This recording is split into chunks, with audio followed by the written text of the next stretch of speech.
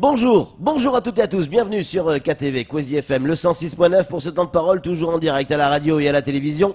On n'en sort pas de cette fête, et Dieu merci, et on veut pas en sortir. Il est avec nous, Mascati, il a fêté ça lui aussi, cette finale, et c'était du côté du Café Room. Mascati, bonjour. Bonjour Patrick. Quelle aventure, quelle histoire. Et ça a été vécu chez vous au Café Room comme un véritable événement. Qu'est-ce qui s'est passé exactement ce soir-là? Ben, c'est un gros événement. Ce qui s'est passé, c'est qu'on a fait ce qu'il fallait. On a prévu le DJ déjà. Bon, en temps normal, on a DJ. On a prévu le DJ. On a prévu l'un des plus grands écrans géants qu'il y a eu sur Mayotte. Je crois qu'ici, il y en a eu une dizaine. On fait partie de ceux qui avaient un écran géant. Ouais. Et il y a eu le public, beaucoup de jeunes, des adultes, des personnes d'un certain âge. Mais il y avait énormément de monde. Il y avait combien de personnes? Alors, on a fini la soirée à 400 personnes. Oh là là. On a fini la soirée à 400 personnes, puisqu'il y a eu la première partie. Lorsque le match a eu lieu, on était à peu près une centaine. Quand le match est fini, les gens sont partis se préparer pour faire la deuxième partie de la soirée. C'est-à-dire la fête. Faire la fête. Ouais. Et ça a été une folie. Tout à l'heure, en venant, j'étais avec un vieux qui me disait, mais oui, on a gagné, mais on a gagné quoi? J'ai dit, mais on a gagné quelque chose qui n'a pas de prix, le bonheur. Et ça, c'est magnifique, c'est que on est heureux de cette victoire. On est heureux de tous ces jeunes ils ont quel âge? Ils ont une vingtaine d'années. Mbappé, mais c'est pas possible. 19 ans, 19 ans. 19 ans.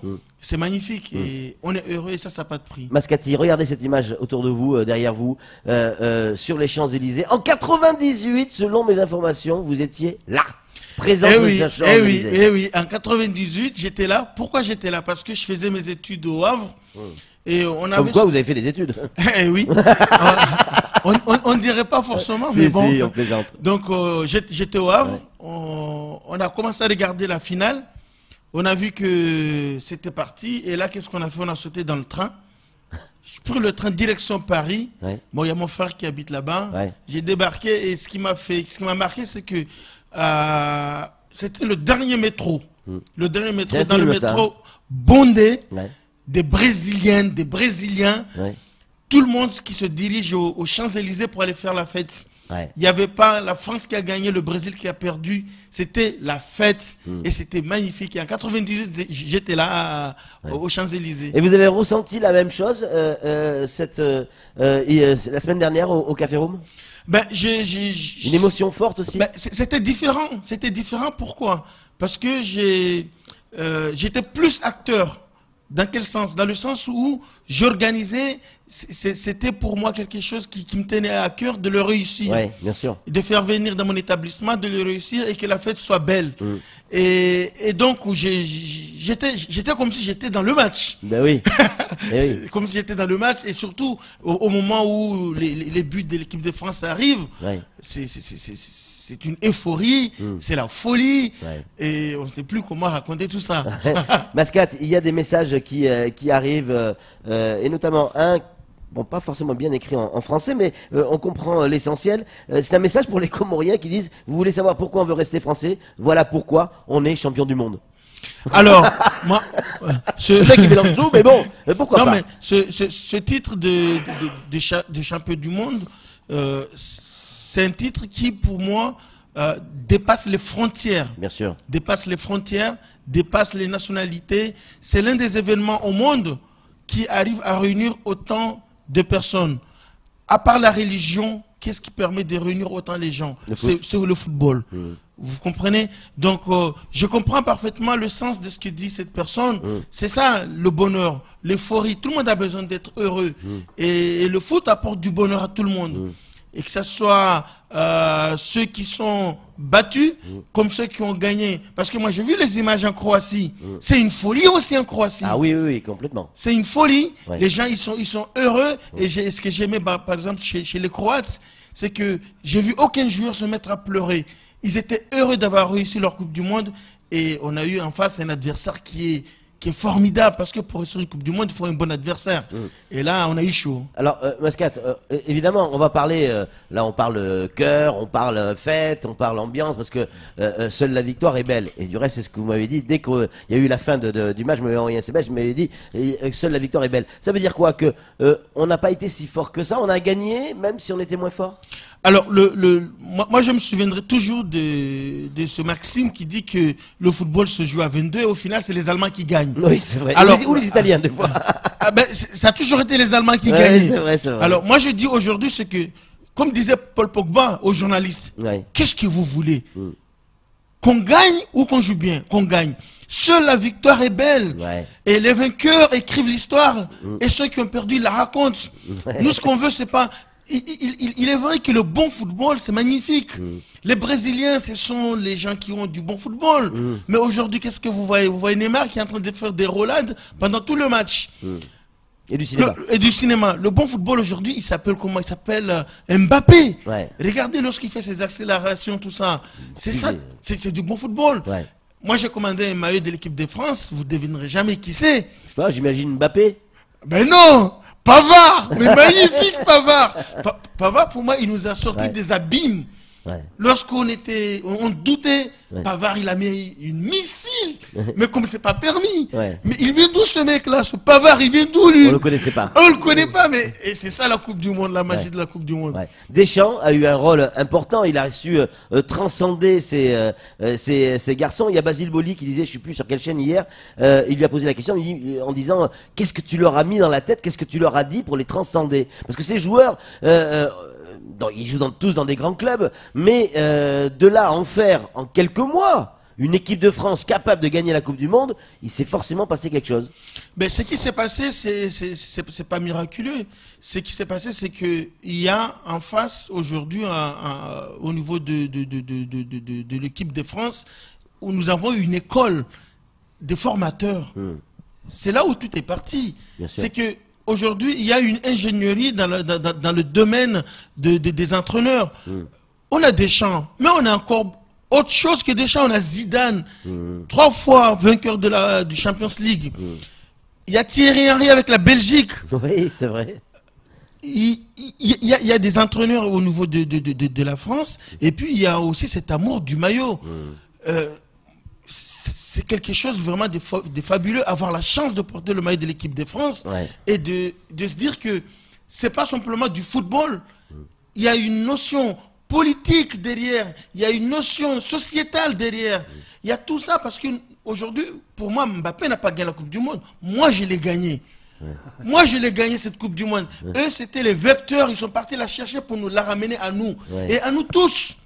Vous comprenez? Donc cette Coupe du Monde-là, elle est à nous. Nous tous ici même, au fond de la France, dans la Corrèze, que ce soit à Mayotte, que ce soit en Nouvelle-Calédonie. Ça, cette Coupe du Monde, elle est à nous et pour longtemps. Au moins 4 ans. Au moins 4 ans. Au moins 4 ans, mais on ne va pas attendre 20 ans pour le gagner encore. En tout cas, on l'espère. Mascati, dans cette soirée du côté du Café Room, il y avait aussi pas mal de drapeaux français qui flottaient, qui étaient qui étaient balancés de droite à gauche. Là aussi, c'était un signal fort de la part des Mahorais qui sont venus voir ce match. Ben, c'est un signal fort, c'est que c'est l'amour du pays, c'est l'amour du drapeau. Lorsqu'il y a eu la Marseillaise qui pendant la diffusion du match, ben, tout le monde était debout. Et tout le monde chantait. Tout le monde était debout, tout le monde chantait, content de cet hymne du pays. Donc ce drapeau-là... Il y avait cette notion de fierté. Ben, on est vraiment français, nous. On est très fiers de notre drapeau, on est très fiers de notre Coupe du Monde, on est très fiers de notre victoire et de nos joueurs qui nous ressemblent. Et ça, c'est magnifique. On a une équipe qui nous ressemble à tous les égards. Enfin, moi, j'ai vu vous parler de Pavard tout à l'heure. Il est beaucoup plus mince que vous, excusez-moi. Attends. Pas plus mince que... On l'a vu hier. Samuel a une question à vous poser. En fait, moi, je regarde 1998. On avait accouché d'un black blanc beurre. Aujourd'hui, j'ai l'impression que on est tous bleus. Ah ben, on est tous bleus et on est tous mignons. Mais regarde cette image-là. On est tous mignons. Et moi, il y a un truc que je voudrais dire concernant le Giroud, cet attaquant-là. Mais imaginez une minute les 60 millions que nous sommes d'entraîneurs qui ne voulons pas Giroud. C'est vrai. Mais Giroud, je fais partie de celui-là. Mais Giroud, il fait le sale boulot. Il fait le sale boulot. C'est vrai qu'il a manqué des occasions. À un moment donné, il y a Mbappé qui a tenu la tête. Il a dit, mais c'est pas possible. Mais le mec, il fait un sale boulot. C'est un charbonnier, ce gars-là. Ouais, il descend souvent, il redescend, il ramène les ballons, bien sûr. Bien sûr. Mais c'est... Est-ce que ce qui s'est passé du côté du Café Room avec cette finale, ça va servir à quelque chose d'autre? Est-ce qu'il va y avoir des suites à ça? Eh ben, il va y avoir des suites à ça parce que dans 2 semaines, je crois, il y a le championnat de France qui va reprendre ses droits. Ouais. Et donc, on va continuer à faire la diffusion des matchs. On va faire la diffusion des matchs au niveau du Café Rome. On a les abonnements qu'il faut au niveau des BIN et des canals. Donc, on va diffuser. Ça n'empêche pas qu'au moment où il y a le match et que la discothèque elle est ouverte, ça n'empêche pas, on diffuse les images. Les gens vont danser, vont regarder. Tiens, il y a eu un but. Tiens, il y a eu ça. Donc, on va continuer à le faire. Et j'incite, et là je prends ma casquette en tant qu'élu au niveau du CDTM, j'invite tous les restaurateurs, tous les bars qui ont diffusé le match, continuez cela. Ça donne une vie à nos quartiers, ça donne une vie à nos villages, ça donne une vie à nos communes. Surtout pas ranger la télé, surtout pas ranger en disant ok c'est fini, la Coupe du Monde, les forêts, il est tombé. Non, il faut continuer la diffusion des matchs, c'est très important, ça anime les quartiers. Encore une question, il y a beaucoup de questions qui arrivent. Mascati, vous avez gagné combien d'argent grâce à la Coupe du Monde? Alors, grâce à la Coupe du Monde... Non, mais acheter le maillot, moi. Non, mais grâce à la Coupe du Monde, je gagnais ce que l'argent ne m'a pas apporté, le bonheur. Ouais. Je suis heureux. Ouais. Ça m'a donné tout le bonheur du monde et ça n'a pas de prix. Puis en plus, il y a eu un suspense pas possible pour cette finale. 4-2. 4-2, puis avec... le but, avec l'erreur de Lloris, on a eu les boules, on a eu peur quand même. Ben oui, on a eu peur et quelque part je me suis dit, ce n'est que justice parce que le premier but il a été marqué par les Croates. Je me suis dit, bon, j'essaie de trouver un côté positif. Je me dis, bon, Lloris il a fait sa bêtise de la Coupe du Monde, mais au moins ça nous met à égalité au niveau des buts marqués l'un contre l'autre.